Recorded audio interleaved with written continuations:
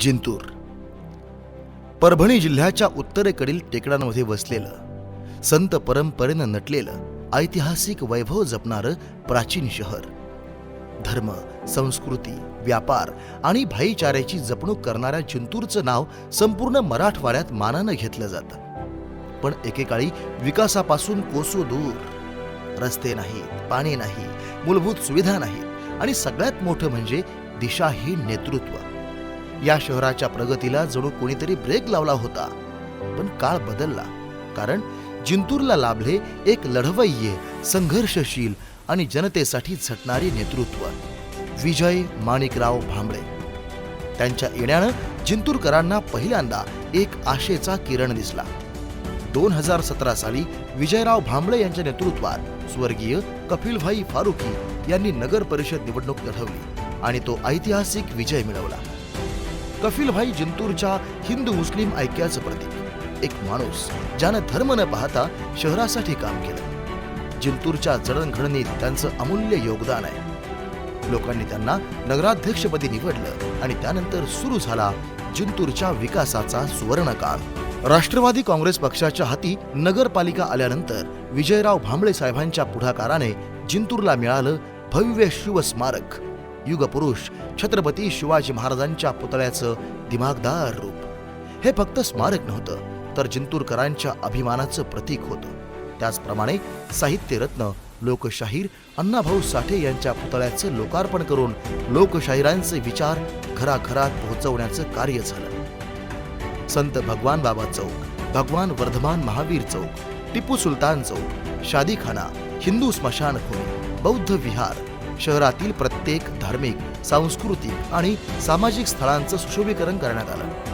नेमगिरी संस्थान परिसर, रस्ते, ड्रेनेज, सौंदर्यीकरण. जिंतूरच्या चेहऱ्याला एक वेगळाच गौरव मिळाला, वैभव मिळालं. पाणी टंचाई हा जिंतूरचा कायमचा डोकेदुखीचा प्रश्न होता. पण विजयराव भांबळे साहेब आणि कपिलभाई फारुकी यांनी स्वतः लक्ष घालून वॉटर सप्लायची मोठी कामं पूर्ण केली आणि शहराला पाण्याच्या मोठ्या संकटातून मुक्त केलं. आपल्या कार्यकाळात त्यांनी तब्बल 2,500 घरकुलं उभारली. गरिबांसाठी घरकुलांची ही क्रांतीच होती. मस्जिद, स्मशानभूमी, मंदिरे सर्वांसाठी समान भावनेनं विकास कामं करण्यात आली. जामा मस्जिद, काली मस्जिद, विठ्ठल मंदिर, माऊली मंदिर, कृष्ण मंदिर, गणपती मंदिर, सर्वच स्थळांचं सुशोभीकरण, गट्टू काम करण्यात आलं. हिंदू धर्मातील पवित्र गौमातेकरिता गोशाळेला जागा देऊन धार्मिक भावना जोपासल्या गेल्या.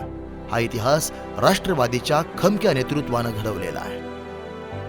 मुरलीधर मंदिर, कालिका मंदिर, दुर्गा पूल यांसह शहरभरातील सर्व रस्ते केले गेले. अंधाऱ्या गल्ली बोळात प्रकाश आला.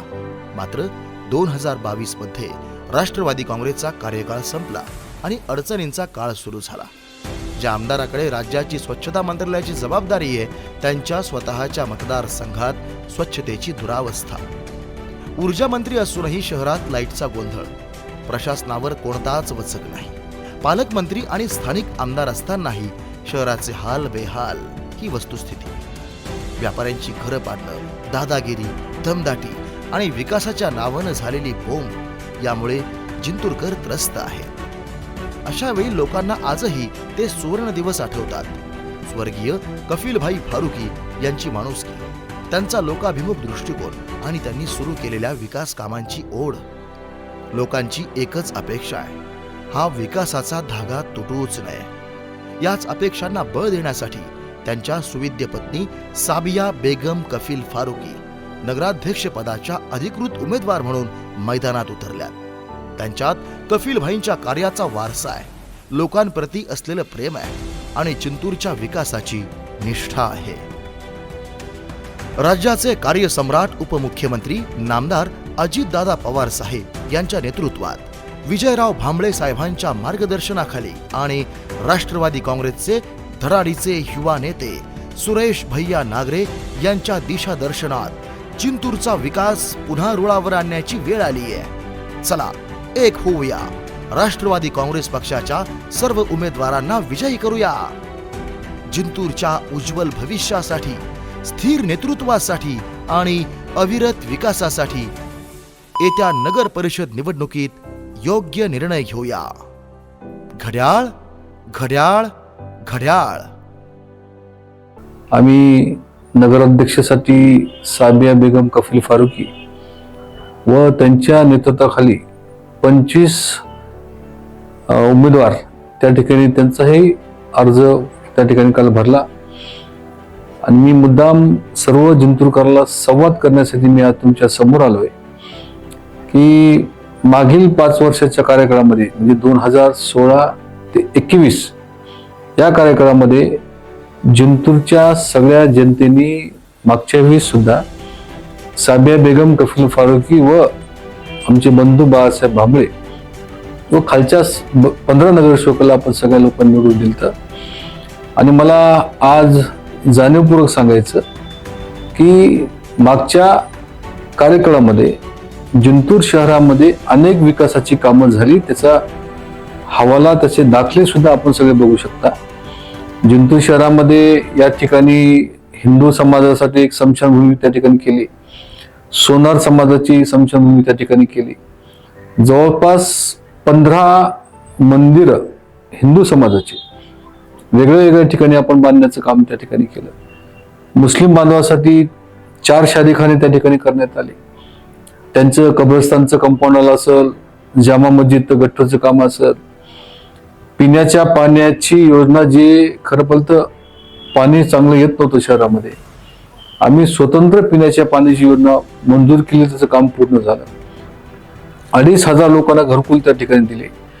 असे विविध विकास कामं जिंतूर शहरामध्ये कफीलभाई फारुकी आमचे सहकारी असताना भाभींच्या नेतृत्वाखाली ही सगळी कामं त्या ठिकाणी झाली. ही बाब मात्र सगळ्या माझ्या जिंतूरकरांना माहिती आहे. आज 3 वर्षापासून जिंतूर शहरामध्ये नगरपालिकेला प्रशासन म्हणून आज कुठलंही काम शहरामध्ये होत नाही. पिण्याचं पाणी लोकांना रोज मिळत नाही. स्वच्छता कुठल्या प्रकारची होत नाही. शहरामध्ये 3-3 दिवस लाईट नाही. कुठल्याही प्रकारचं नगरपालिकेच्या शिवणचं म्हणा किंवा इथल्या लोकलचे जे कोणी नेते असतील ज्यांच्याकडे सत्ता आहे त्यांचं कुठलंही लक्ष शहरामध्ये दिसत नाही. अशा प्रकारचा कारभार जिंतूर शहराचा झालेला आहे. म्हणून जिंतूरकरांना माझी विनंती राहील की आज राष्ट्रवादी काँग्रेस पक्षाचे नेते आदरणीय अजितदादा यांच्या मार्गदर्शनाखाली जिंतूर शहराचा हा राष्ट्रवादीचा स्वतंत्र पॅनल या ठिकाणी उभा केलाय. मी सगळ्या माझ्या जिंतूरकरांना विनंती करतो की पुन्हा एकदा आमच्या भाभींना व सर्व 25 आमचे जे उमेदवार राष्ट्रवादीचे यांना भरघोस आपण निवडून द्या. ही विनंती मी या ठिकाणी करतो. मी तुम्हाला शब्द देतो, मी खात्री देतो तुम्हाला, आमची सगळी बॉडी आल्याच्या नंतर जे काम आम्ही सांगू ते काम करण्याचा प्रयत्न आम्ही सगळे करू. एवढा विश्वास मी माझ्या सर्व जिंतूरकरांना देतोय आणि मला खात्री आहे पुन्हा एकदा सर्व जिंतूरकर या ठिकाणी दादांवरती, माझ्यांवरती, भाभीवरती, सगळ्यांवरती विश्वास करून आम्हाला निवडून देताल अशी अपेक्षा या ठिकाणी व्यक्त करतो. आणि येणाऱ्या 2 तारखेला घड्याळी समोरचं बटन दाबून सगळ्यांना आपण विजयी करावं, त्यांना आशीर्वाद द्यावा. एवढंच या ठिकाणी बोलतो, थांबतो. धन्यवाद.